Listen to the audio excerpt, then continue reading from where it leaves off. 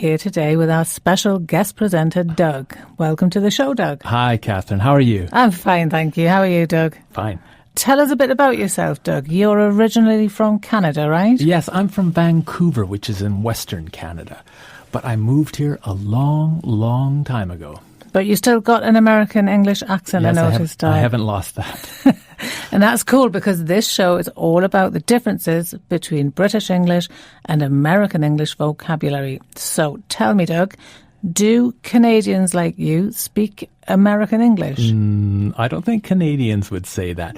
Let's say they speak North American English. Okay. But it is very similar. So American English, actually, and British English aren't really that different. No. I'm British, and me and Doug can understand each other perfectly. Yes? Yes, usually. Of course we can. Yes, of course I understand you. We can. But there are a few vocabulary differences between American and British English that is very helpful to learn. And today, with Doug's help, we're going to take you through some of them. So, over to you, Doug. Okay, thanks, Catherine. Let's start with some examples. This is John from the US talking about his recent visit to Britain. Here's a question for you while you're listening. Did John enjoy his visit? Here's John. I went to Britain for 2 weeks last fall. Actually, British people don't say fall. They say autumn. In the States, we pay the check. But in Britain, they pay the bill. We mail a letter, but the British post a letter. We go to a store to buy candy and cookies, but the British go to a shop to buy sweets and biscuits. But I had a great time there. So, the question was, according to John, did he enjoy his visit? And the answer is, yes, he did. Mm-hmm. He said he had a great time. Well done if you got that right at home. Now, let's have a closer look at some of the vocabulary John used. Here's a clip and another question for you. What's the name of the season after summer? Actually, British people don't say fall. They say autumn. So, in Britain, the season after summer is called autumn. Yes. But in American English, it's called fall because the leaves fall. Fall. Next question. When you're in a restaurant and you finish the meal, what do you ask for? What do you pay? Listen again. In the States, we pay the check.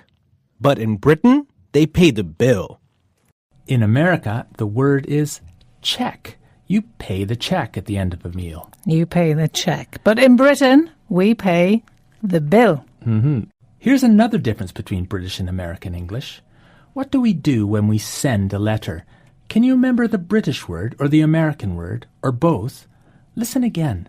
We mail a letter, but the British post a letter. So, in Britain, we post a letter, but, Doug, North Americans say... Mail a letter. Okay, now John said that British people go to a shop to buy sweets and biscuits. Well, where do Americans go? And what do they buy there? Listen one more time. We go to a store to buy candy and cookies.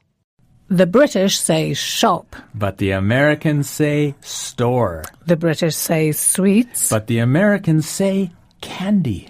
The British say biscuits. And in North America, that's cookies.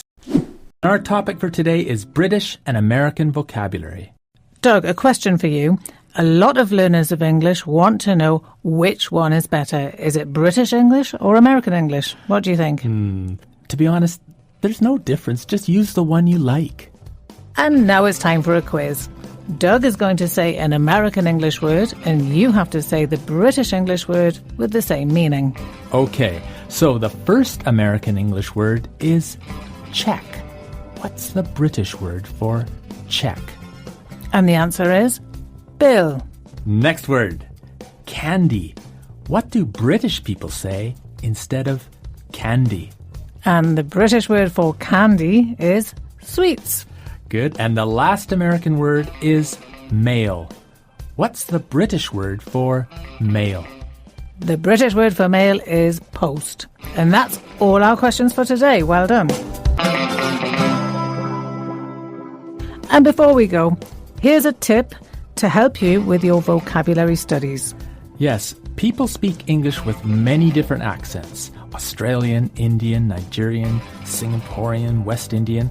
So it's a good idea to practice listening to lots of accents, not only British accents or American English.